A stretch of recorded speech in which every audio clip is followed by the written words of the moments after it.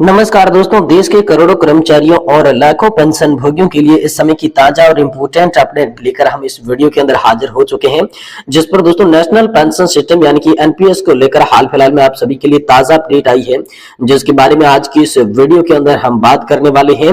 वहीं दोस्तों यहाँ पर सरकारी कर्मचारियों के लिए बड़ी खुशखबरी है, सरकार ने लागू कर दी है पुरानी पेंशन योजना। आखिरकार पुरानी पेंशन योजना किस राज्य में लागू की गई है, कैसे लागू की गई है, इसको लेकर भी बात करेंगे। वहीं दोस्तों आप सभी के लिए बड़ी खबर है, केंद्र सरकार के पेंशन धारकों को मिलेगी बड़ी खुशखबरी अगर वित्त मंत्री मान ले ये बात। जी हां दोस्तों, यहाँ पर आप सभी के लिए आखिरकार वित्त मंत्री कौन सी बात मान ले जिससे दोस्तों केंद्र सरकार के जो पेंशन धारक है उनको बड़ी खुशखबरी मिलने वाली है, इसके बारे में भी दोस्तों आज की इस वीडियो के अंदर बात करेंगे। वहीं दोस्तों पेंशन पर पत्र में संशोधन का प्रस्ताव जो है आप सभी के लिए पारित हो गया है और नए पेंशन के तहत सेवानिवृत्त कर्मचारी अब कर सकेंगे पेंशन का ऑनलाइन आवेदन। इसके बारे में भी दोस्तों बड़ी खबर हाल फिलहाल में आप सभी के लिए आ चुकी है। वहीं पेंशन भोगियों के लिए अहम खबर है, पंजाब सरकार ने लिया बहुत ही बड़ा फैसला। तो आखिरकार पंजाब सरकार ने पेंशन भोगियों के लिए क्या फैसला लिया है, इसके बारे में भी बात करेंगे।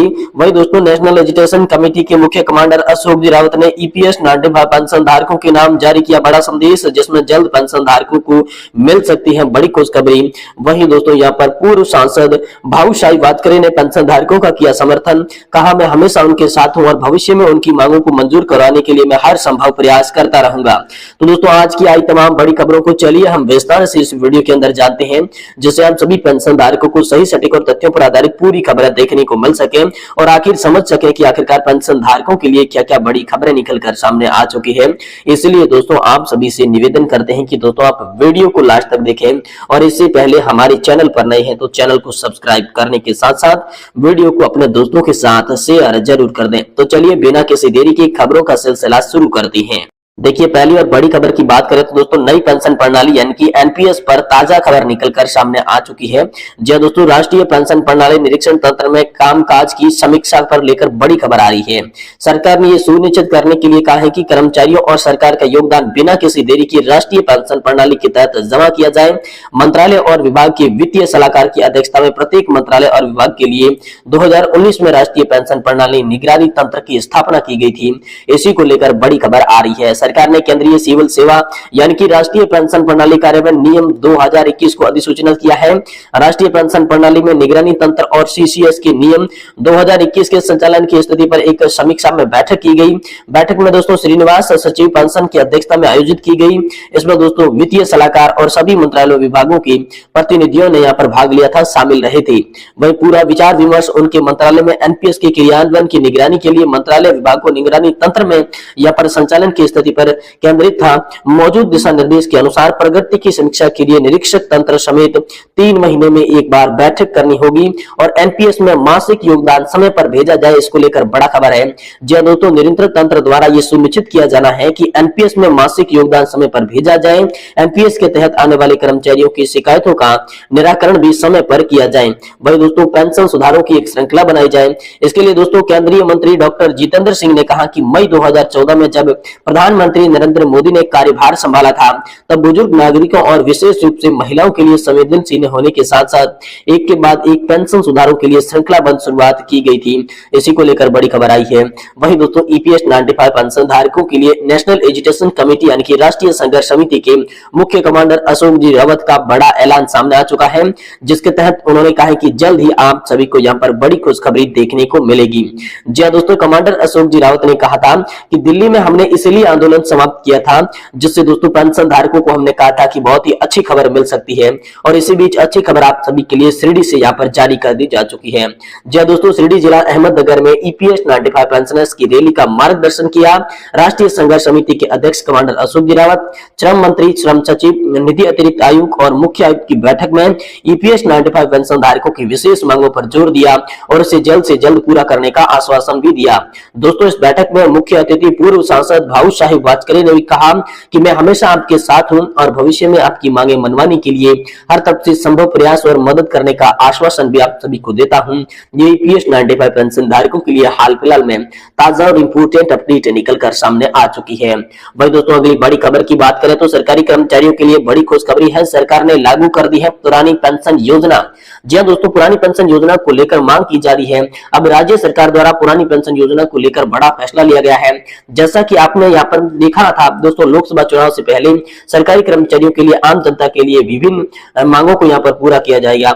ऐसे में दोस्तों देश में लगभग 6 राज्य ऐसे हैं जहां पर पुरानी पेंशन व्यवस्था की बहाली का ऐलान हो चुका है, जिसमें दोस्तों छत्तीसगढ़, झारखंड, पंजाब, कर्नाटक, हिमाचल प्रदेश शामिल है। हालांकि राजस्थान में भी पुरानी पेंशन योजना का लाभ देने हेतु ऐलान किया गया था, लेकिन भाजपा सरकार सत्ता में आते ही पुरानी पेंशन योजना की बहाली को तत्काल निरस्त कर दिया। हालांकि आगामी कुछ दिनों व महीनों में सरकार दोबारा से पुरानी पेंशन योजना पर विचार कर सकती है। इस बीच आप सभी के लिए सिक्किम से बड़ी खबर निकलकर सामने आ चुकी है। सिक्किम सरकार ने ओपीएस के लिए क्या किया बड़ा ऐलान। जी हां दोस्तों, पुरानी पेंशन योजना को लेकर सिक्किम में मुख्यमंत्री प्रेम सिंह तमांग ने भी आधिकारिक घोषणा कर दी है, जिसके अनुसार 1 अप्रैल 2006 या उसके बाद नियुक्त राज्य के सरकारी कर्मचारियों के लिए पुरानी पेंशन योजना के लाभ देने का ऐलान कर दिया है। पूर्वोत्तर पहला राज्य है जहां पर पुरानी पेंशन योजना की शुरुआत कर दी गई है। हालांकि कर्मचारी पक्ष द्वारा काफी लंबे समय से मांग की जा रही थी और अब सिक्किम विधानसभा चुनाव से पहले ही बड़ा फैसला लेकर सरकार ने आप सभी के लिए दे दिया है। देश के लगभग कुछ राज्यों में यहाँ पर ओल्ड पेंशन स्कीम का समर्थन किया है। हालांकि सिक्किम सरकार द्वारा ओपीएस में संशोधन करने पर भी कदम उठाया जाएगा, इसको लेकर भी बड़ी खबर आ रही है।